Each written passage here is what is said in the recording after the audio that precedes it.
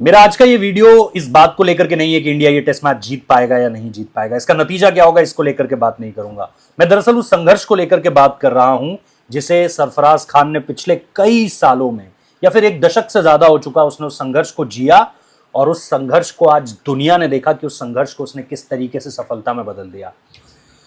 उनके पिता नौशाद साहब ये कहते हैं कि रात को वक्त दो गुजरने का, सूरज अपने वक्त पर ही निकलेगा। और ये बहुत मौजू है आज कहना कि वो सूरज आज निकल चुका है और उसके ताप को सबने महसूस किया जब सरफराज खान ने न्यूजीलैंड के अगेंस्ट रन्स बनाने शुरू करे। सरफराज खान की कहानी कोई आम कहानी नहीं है, उसके संघर्ष आम नहीं है। सिर्फ इतना नहीं है कि एक गरीब परिवार से एक लड़का उठा, उसने गरीबी से अपने संघर्षों को जिया और उसके बाद साधन भी आए, संपन्नता भी आई, सुविधाएं भी आई। नहीं, कहानी इतनी साधारण नहीं है। उसकी उम्र को लेकर के सवाल खड़े किए गए, उसने जवाब दिया, एक लेवल ऊपर जाकर रन्स बनाए और रन्स का पहाड़ खड़ा किया। उसकी तकनीक पर सवाल खड़े किए गए, उसने रन्स बनाए। उसके डिसिप्लिन को लेकर के सवाल खड़े किए गए, उसने सैकड़ों रनों को हजारों में तब्दील कर दिया। यह कहा गया कि अच्छे बॉलिंग अटैक के सामने रन्स नहीं बना सकता, उसने बेहतर बॉलिंग अटैक्स के सामने 100 को 200 में और 200 को 300 में बदला। स्ट्राइक रेट पर सवाल उठे, वजन को लेकर के सवाल उठे, बड़ी बड़ी पारियां खेली, स्ट्राइक रेट 70 का लेकर गया, एवरेज 60 से ऊपर ले जाता गया और लगातार रन्स बनाता गया। जिसने जिस जगह पर सवाल पॉइंट आउट किया उसने उस जगह पर मुंह तोड़ जवाब दिया। और यह बात कोई बहुत पुरानी नहीं है, मैं आज से 5 साल पहले की बात नहीं बता रहा हूं आपको, ये साल 2 साल पहले की बातें हैं जब लगातार सरफराज खान को लेकर यह बातें कही जाती थी।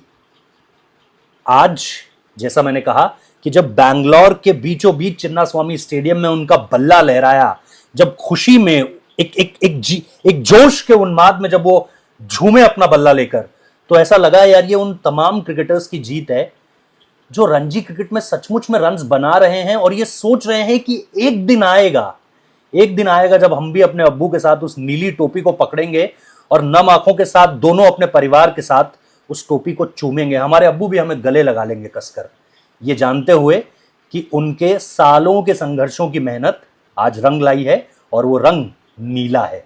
और उस नीले रंग से उन्होंने आज न्यूजीलैंड के सामने जिस तरह की पारी खेली, वो ये बताने के लिए काफी थी कि अगर आप रणजी क्रिकेट में रन स्कोर करते रहोगे तो एक दिन आएगा जब सेलेक्टर्स को आपको चुनना पड़ेगा और देश के लिए अगर आप उस तरीके से पक्कर आओगे तो कोई ताकत नहीं है जो आपको रन्स बनाने से रोक सकती हो।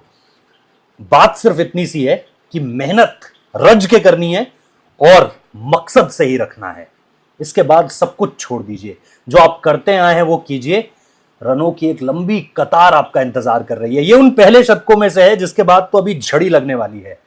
मैं सिर्फ इतना कहना चाहता हूं सरफराज खान कि आपके इस शतक ने उन तमाम लड़कों को उम्मीदें दे दी हैं कि इसी तरीके से अगर हम रन्स बनाते रहेंगे डोमेस्टिक क्रिकेट में तो हमारा चुनाव भी देश की टीम के लिए होगा और एक दिन हम भी उस झंडे के लिए या तो 100 मारेंगे या पंजा खींचेंगे या कोई महत्वपूर्ण पारी खेल जाएंगे।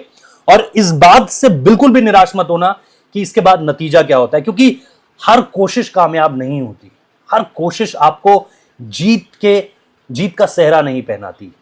कुछ कोशिशें खुद को बेहतर करने के लिए होती है, कुछ कोशिशें खुद को पहना करने के लिए होती है, ताकि भविष्य में जब कोई और चीज इस तरीके से दांव पर होगी, आज WTC फाइनल है, कल शायद WTC की ट्रॉफी दांव पर हो, तो आप इन गलतियों को ना दोहराओ जो इस पूरे के पूरे लंबे सफर में आपने की है। आपने जिस तरह के संघर्ष को जीकर ये जीत हासिल की है उसके लिए आपको, आपके पूरे परिवार को बहुत बहुत बधाई। इसी तरीके से खेलते रहिए और देश का नाम, देश का मान बढ़ाते रहिए। शुक्रिया।